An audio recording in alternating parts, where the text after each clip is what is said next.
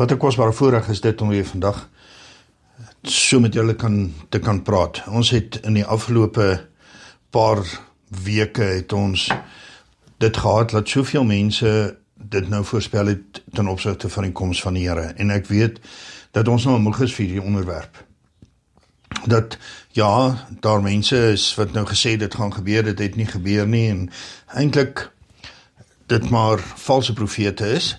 En ek reageer daarop rondom net een aspek daarvan. Baie mense kan baie dinge sê, ek gee nie om nie. Baie mense kan hulle interpretasie gee van sekere dinge wat gebeur of hoe hulle die woord interpreteer. En dit gaan vir my daaroor dat dit gaan oor geestelike volwassenheid. Dat as en indien enige iemand sê dat die Here is my herder, gaan oor liewe Jesus wat die herder is van die skapies, wat die skapies vat na groenweivelde en na waters waar rus is, dan is dit reg, dis jou interpretasie, dit is wat jy verstaan, dis wat God kan toelaat, volgens Hebreërs, wat sê, laat ons nie bly by die begin aangaande die prediking nie, maar laat ons voortgaan na die volheid wat daar in Christus is, beteken dit dat as en indien jy vir 'n kind iets wil leer, kan ons nie praat vanuit 'n dieper perspektief nie, vir daardie kind in Jesus, daardie kind in die geestelike, die begin aangaande die prediking, maar laat ons voortgaan na die volheid wat daar in Christus is. Dit beteken dat soos ons geestelik meer volwasse raak, dan kan die Here groter dinge aan ons openbaar, en dan word Psalm 23, 'n profetiese psalm, wat volg op Psalm 22, die drie, alhoewel die psalms nie kronologies bygevoeg word, en dit nie net alles Dawid se psalms was nie, maar op die uiteinde van die dag 'n samevoeging van psalms was, is hierdie drie spesifiek agter mekaar geskrywe, soos Psalm 119, wat volgens die alfabet van Hebreëse alfabet geskryf is, en so kan ons 'n paar psalms wat werklik agter mekaar moet wees en gepubliseer moet wees, want hier is vir al drie psalms wat moet saam wees. Die 22ste psalm praat van die kruisiging, profetiese woord aangaande die kruisiging van Jesus Christus, en ons het te doen daarmee dat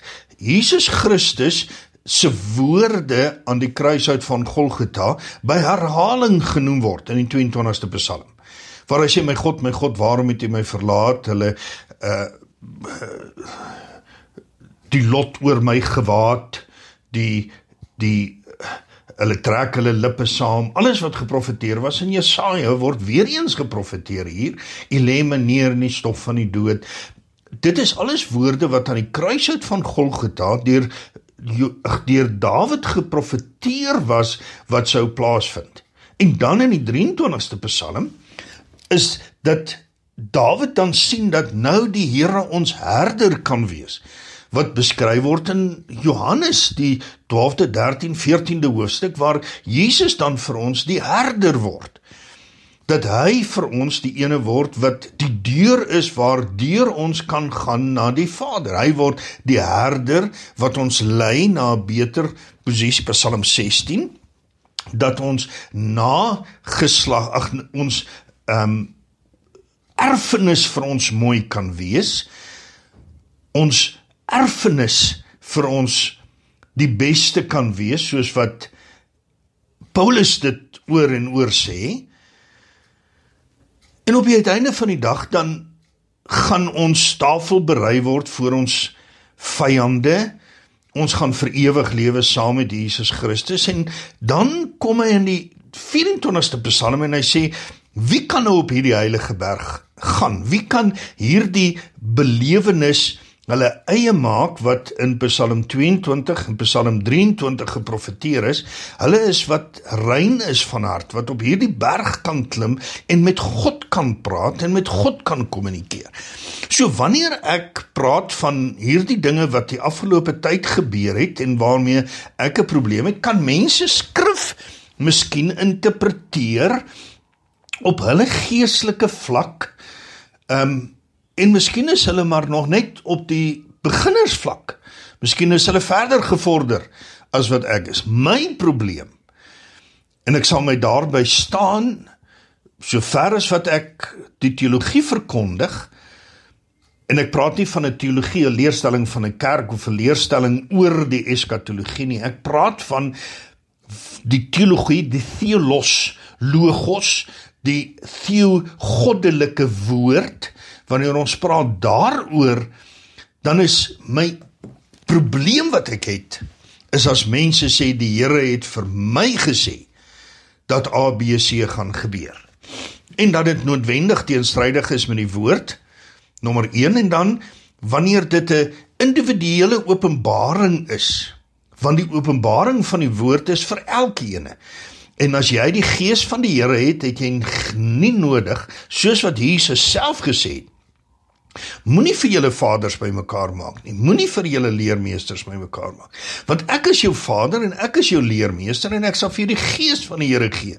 Ons het van niemand nodig om ons te leer en vir ons te lei en vir ons te sê, hierdie kant of daardie kant. Die Here waarsku ons daarteen in die woord van die Here. Hy sê, moenie gaan as hulle sê hier of daar is Christus nie, maar kom dat ons by die Here self in ons binnekamer hoor, wat bevestig is, en wanneer die Here met jou praat, moenie gaan en dit verkondig en sê, maar die Here het nou vir my gesê, ek moet vir julle sê nie. Daar lê die kern van my probleem. Dit maak die Here 'n leienaar. Dis my groot probleem.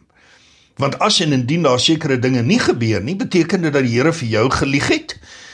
Of het jy dan gelieg dat die Here dit vir jou gesê het? Het jy die tekens verkeerd geleer? En ons weet dat die boek Jeremia spesifiek baie ernstig daaroor homself uitspreek, waar die Here sê, moenie in my naam profeteer nie. En ek wil vandag, as jy nie werklik in waaragtigheid by die Here gehoor het nie. En die waarskuwing was vir die 4 vriende van Job, waar hy gesê het, gaan maak reg met Job, want julle het gelieg, julle het in my naam gesê, wat nie gesê is nie. En dit lê vir my, by die vers wat sê, die ydelike gebruik van die naam van Jesus Christus. Dit lê ook vir my daarby, dat daar gesê word in die woord van die Here, dat daar aan die einde van tyd sal kom, en dat die Here sê, ek ken jou nie. En ons gaan sê, in Jesus naam het ons duiwels uitgedryf, in Jesus naam het ons geprofeteer, in Jesus naam het ons al hierdie dinge gedoen, en dan gaan die Here sê, maar ek ken jou nie.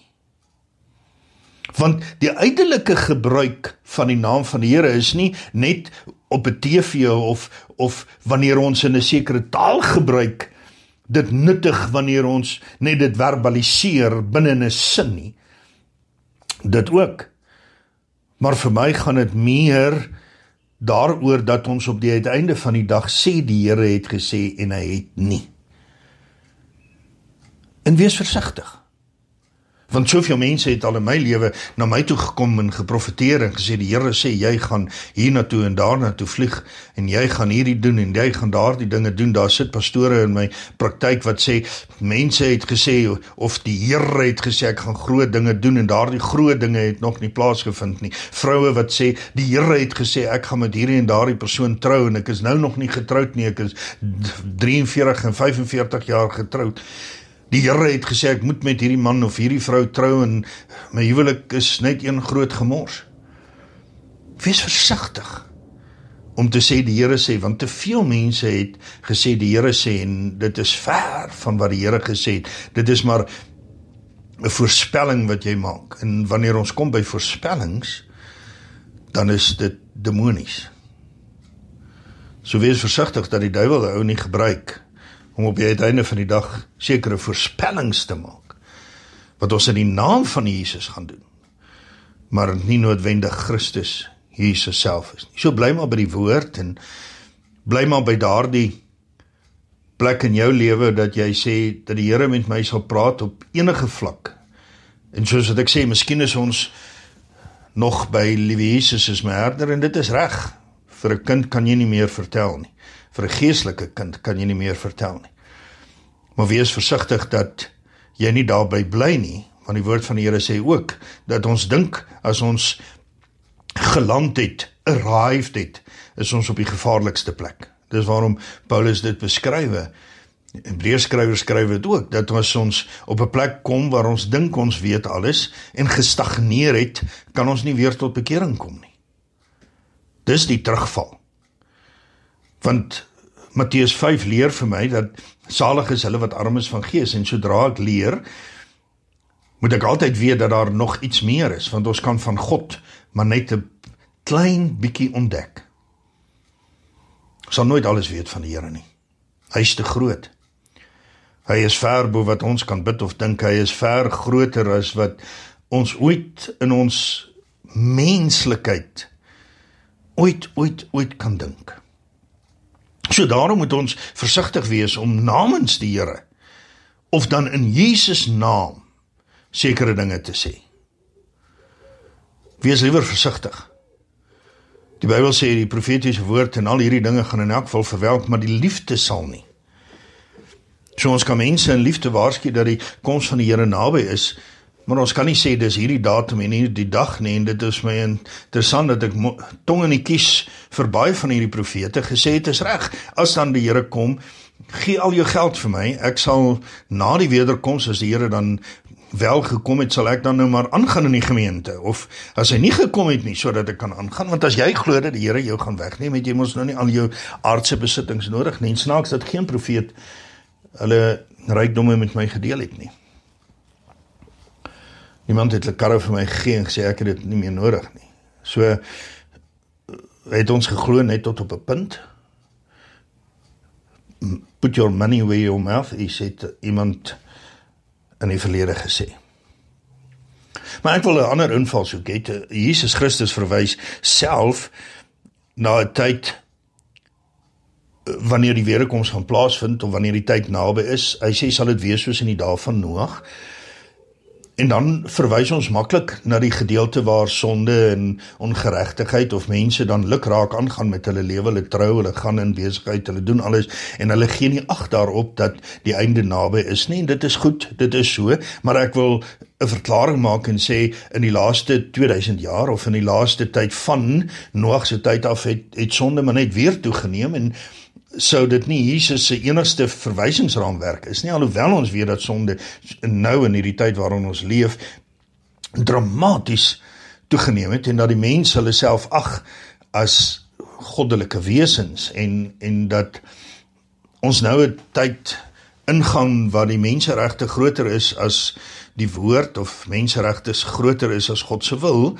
En ons weet dat dit 'n baie gevaarlike tyd was, maar ek weet dit was in die Romeinse tydperk dieselfde. Ons praat van nou geslagte wat ontken word, of hiërargie binne in die soos God dit bestem het, ontken word, maar dit was so in Alexander die Grote se tyd, dit was so in die Romeinse Ryk, dit was so in soveel tye, dis maar net, dit word herhaal, dis waarom die Bybel sê niks is nuut nie. So, dit gaan nie vir my net oor die sonde en ongeregtigheid nie, maar dit gaan vir my oor die betekenis van die ark vir my verder. Want ek beleef ook dat ons in 'n tyd leef wat alles sonder rigting is, sonder bepaling is. Ons sien dit in die politiek, ons sien dit in die wêreld, ons sien dit in enigiets. Leens is iets wat so daagliks gebruik word, dat die persoon op 'n podium sal staan en sê, maar ek het hierdie hospitaal gebou, en die hospitaal is nooit gebou nie. Eenvoudige voorbeeld, maar die tasbare leuns, die absolute arrogansie wat bestaan, mense wat hulle self uitspreek en sê, dis goed dat hierdie ou doodgeskiet word, of dis hierdie ou was 'n rasis, of hierdie ou was iemand wat teen die woord gegaan het, en het nie benul van waaroor hulle praat nie. Gaan dit vir my oor die groter prentjie, naamlik wanneer ek na die ark kyk. Ja, is dit so dat dit 'n tyd van vreeslike sonde was, maar vir my is daar 'n groter betekenis aan, en dis dit, ja, vir 120 jaar bou Noag die ark, en ons beheen hom rondom sy geloof, rondom die feit dat hy vasstaan, terwyl almal hom spot, terwyl ek nie ergens lees, behalwe dat die Here na hom toe gekom het en gesê het, bou 'n ark, hier is die mate, so moet hy lyk, hy moet van hierdie hout wees, en hy moet met pik beslaan wees, en dan 100 of 120 jaar daarna, dan kom die Here en sê, okay, dis nou tyd, klim in die ark. Ek lees nie dat daar 'n tussentydse ontmoeting was tussen Noag en die Here nie. So hier is 'n man wat iets kry, 'n opdrag van die Here gekry, en so vas daarin glo dat hy bou. Maak nie saak wie sê wat nie, hy bou. En hy bou dit tot vir 100 jaar. Nou ek moet bely dat ek weet nie of my geloof so sterk is nie. Ons almal wil tog soos 'n Gideon wees, wat sê, Here, hier is my velletjie, ek wil hom uitgooi, en hier is my velletjie, ek wil hom uitgooi, en hier is my velletjie, ek wil hom uitgooi. En dan staan ek maar skaam teenoor Noag se geloof. Maar hier is vir my nog 'n volgende geloofstap. Ek lees nêrens en ek het so 'n bietjie gaan nalees in al die geskrifte, ja, die Koran en so al die geskrifte wat verwys na Noag, skryf daar nêrens in dit wat die Here vir hom gesê het, in opdrag gegee het, staan daar dat die ark 'n roer gehad het, of dan 'n stuurwiel, of 'n seil gehad het. Daar was geen manier om die rigting van hierdie ark te bepaal nie, hoegenaamd nie. So Noag en sy familie het in die ark ingeklim, 'n ondervinding wat hulle nie voorheen gehad het nie. Niemand was nog op 'n boot nie, behalwe moontlik oor 'n rivier, ek weet nie. Maar daar was nie reën nie. Daar was nie op hierdie skaal, met 'n klomp diere in, en 'n reën, storms, en al hierdie dinge wat gebeur, en jy het geen beheer daaroor nie. Dit sê baie. As dit jou nie so raak nie, dink 'n bietjie mooi daaraan. Daar absoluut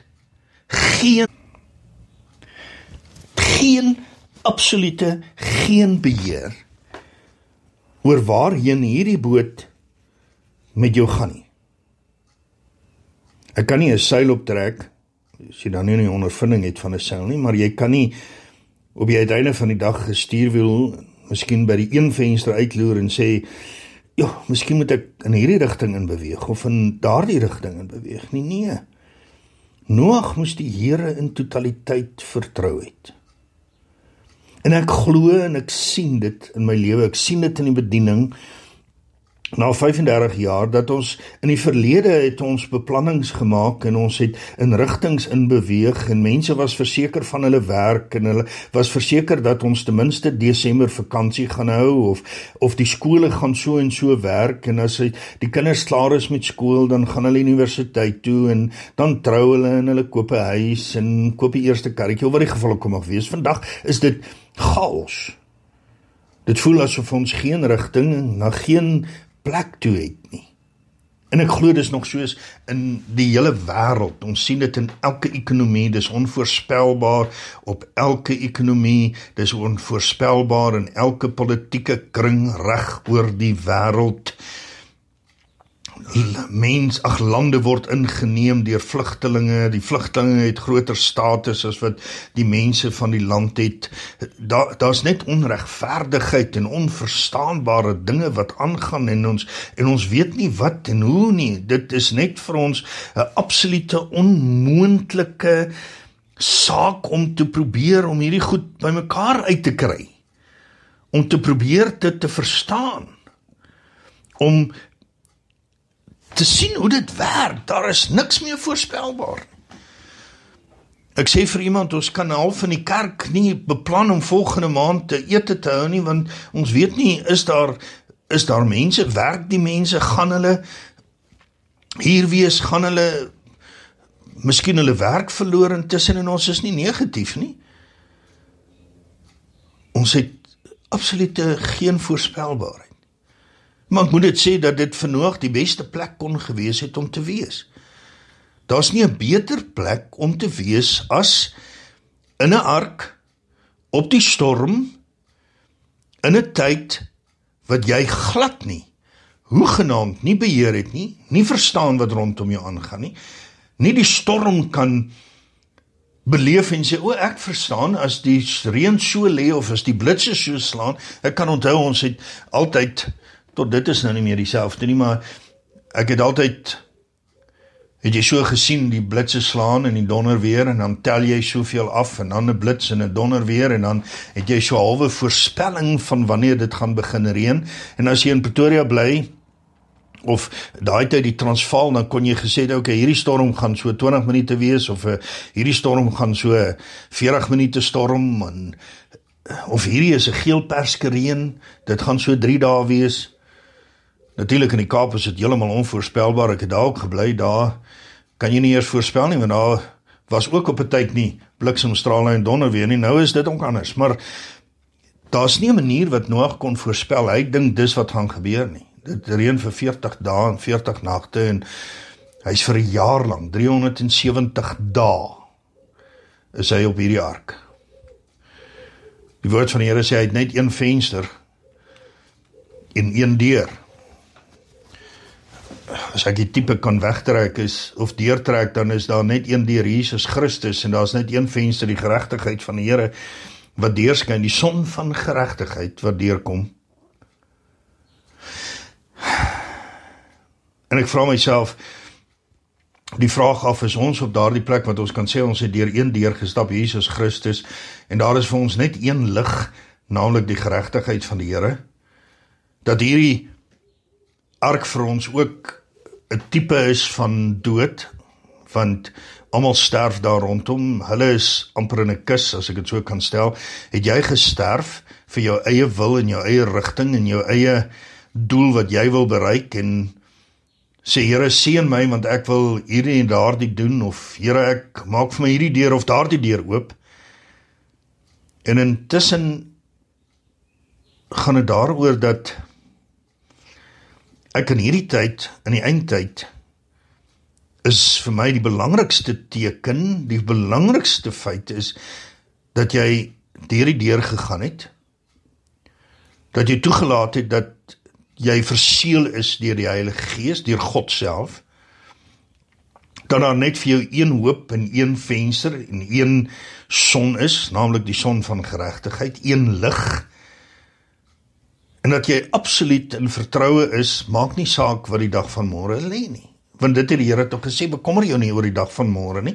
Ek sorg vir die mossie, ek sorg vir die lelie van die veld. So, weet jy wat, moenie jou bekommer nie, moenie dink oor die dag, moenie jou bekommer nie, dit gaan nie een el by jou lengte voeg nie. Dit gaan nie saak maak of ek môre of oormôre kom nie, wees vandag reg, jou lewe afgesterf, jy gekruisig saam met Christus, en dat jy oorgegee is aan die Here op so 'n manier, so totale manier, dat jy nie 'n stuur het nie. Jy nie 'n skroef het, of 'n rudder het, of 'n seil het, of jy vir jou gesin kan sê, weet jy wat, ons gaan nou hierdie rigting in, of ons gaan die sterre nou lees, en ons moet nou suid gaan, of ons moet nou noord gaan nie. Daardie vertroue wat hy gehad het vir 120 jaar, het hy nou nog meer. En ja, die mens gehad wat hom gespot het, maar nou staan hy in die natuur, en hoe moes hy gevoel het? Hoe moes hy dit beleef het? Hoe moes hy op die uiteinde net in totaliteit 'n oorgawe gemaak het? En dit is wat ek u uitnooi, elkeen vandag, oor hierdie radio-uitsending, om te sê, whatever will be, daar is maar so 'n lied geskryf, Kei sera. Maar dat ons dit in 'n geestelike manier sal oordra en sê, Here, because he lives, I can face tomorrow. Dit maak nie saak hoe dit om my lyk, hoe die storm om my lyk. Ek hardloop nie na 'n profeet of na enige iemand toe wat vir my uitleg of 'n exegese wil gee van wanneer en hoe dit moet plaasvind nie, maar net sê ek weet nie hoe dit gaan plaasvind nie, en dit is wat ek in die gemeente baie keer vir mense sê. Vir my gaan dit daaroor dat ergens gaan die Here my kom haal, en wat ook al daarna gebeur, wil ek reg wees om die bruid te wees vir die bruidegom. En dis al. Dis eintlik wat ook in Psalm 23 staan. Die Here is my herder, dis al. Dis al wat ek hoef te weet. Dis al wat vir my belangrik is. Dit is my rykdom, dis my eer, dis my absolute. Die Here is my herder, niks kom my kort nie. Niks ontbreek my nie. Niks hoef bygevoeg te word nie. En waar hy my lei, sal ek hom volg. Dis wat Noag beleef het. Dit is wat Noag op die uiteinde van die dag net moes doen. En gedoen het. Nêrens staan daar dat Noag geskryf het. Ja, die detail van sonde en oortredinge is daarna in detail beskrywe. En ek wil daarmee ook 'n verklaring maak dat dit nie die oordeel is wat ons gaan red nie. Want dis my volgende vraag, het mense reggemaak omdat hulle bang was vir die oordeel? Want die oordeel van die wêreld het nie Noag sondeloos gemaak nie. Net daarna het hy dronk geword en sy kinders het vir hom gekyk en daar was 'n vloek oor sy seun. So dit was nie die oordeel wat gered het nie, maar dis die genade van die Here wat ons gered, en dis die verhouding met Jesus Christus wat ons red. So op die einde van die dag, as mense sê, maar ek het nou reggemaak, sodat as Jesus kom, hierdie datum en hierdie tyd, dan vra ek, het jy net 'n bruilofskleed aangetrek om troue toe te gaan, maar jy ken nie die bruidegom nie? Daar was mos 'n flieks oor twee ouetjies wat so na troues toe gegaan het en dan meisies opgetel het. Ek kan nie eers die fliek se naam onthou nie, maar hulle het elke troue bygewoon, maar hulle het die bruid en die bruidegom nie geken nie. Hulle het gegaan vir verskuilde agendas. En dit voel vir my asof ons elke keer sê die 25ste of die 27ste of die Here gaan kom in 2030, dat mense hulle self voorberei om troue toe te gaan, maar nie die bruidegom ken nie. En dan gaan die Here ook sê, gaan al hulle wat nie bruilofsklere aan het nie, gaan al hulle wat op die straat is, sodat hulle saam kan kom, eerder as hulle wat die kleed aan het, asof hy reggemaak het vir die bruidegom, maar nie die bruidegom ken nie. So die oordeel red ons nie. Dis die genade, die liefde, die verhouding wat ons red. En ek wil jou uitnooi dat jy vandag jou lewe in oënskou neem en sê, is ek reg om Jesus te ontmoet, al is dit deur die dood van miskien 'n karongeluk, of want so kan die Here vir jou kom. Hoe die duiwel jou ook al beroof van die lewe. Want ek wil die bruidegom ontmoet. En ek wil genoeg olie in my lamp hê, nie gekoopte olie nie, maar genoeg olie in my lamp wat gepers is in my Getsemane, in my tyd waardeur ek gaan, sodat ek kan gereed wees om Jesus te ontmoet. Jesus te ontmoet. Nie een of ander profetiese woord nie een of ander persona non grata van ons kant af. Ons ken hom nie, ons weet nie van hom nie. Hy is nie regtig die bestaansreg nie, maar as jy in verhouding is met die Here, is dit totaal iets anders. Totaal iets anders. Maar as dit net 'n bruidegom is op 'n bruilof, is hy vir jou niks nie. So die ark het nie te doen met sonde nie. Die ark het nie net te doen met die eindtyd waarin ons leef nie. Die ark het daarmee te doen dat daar een deur is, dat daar een venster is van geregtigheid, dat daar vir ons 'n sterwe in lê, dat ons nie net moet gereed wees vir die dag nie, maar dat ons moet gereed wees om Jesus te ontmoet, en dat ons in totaliteit en oorgawe sal lewe om te sê, waarheen ek ook al gaan, weet ek dat die Here is in beheer. en hoe die ekonomie en hoe al hierdie dinge rondom my gebeur, ek sal staat maak op die rigting wat die Here aangee, en hy sal sorg dat ek weer sal kom op daardie plek waar daar vrede is, die olyftak deur die duif, daardie belewenis van God en van God self, en dat hy vir my 'n maaltyd voorberei, soos wat hy gesê het in Psalm, geprofeteer het, soos wat dit met Noag was, dat hy vir hom 'n maaltyd voorberei het. En dit wil ek so amper ook tong in die kies sê, deur alles wat ons gaan die Here vir ons 'n skaapchoppie gee. 'n bruilofsmaal vir hulle wat die Here ken.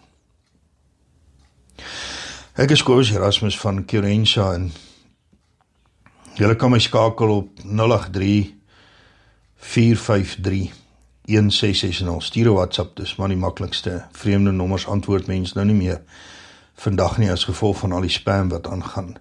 Maar skakel my, 083-453-1660. Ons gemeente is hier in Centurion Pinkstergemeente, wat my net die Here wil dien. 'n snaakse naam, maar dit beteken maar net plek van veiligheid. Plek waar jy jou krag kan herstel, plek waar jy jouself kan wees. En mag die seën van die Here met julle elkeen wees, en mag Noag se verhaal vir ons nuut word in hierdie tyd waarin ons leef. Liefde en seëngroete van my en van die gemeente. In Jesus naam. Amen.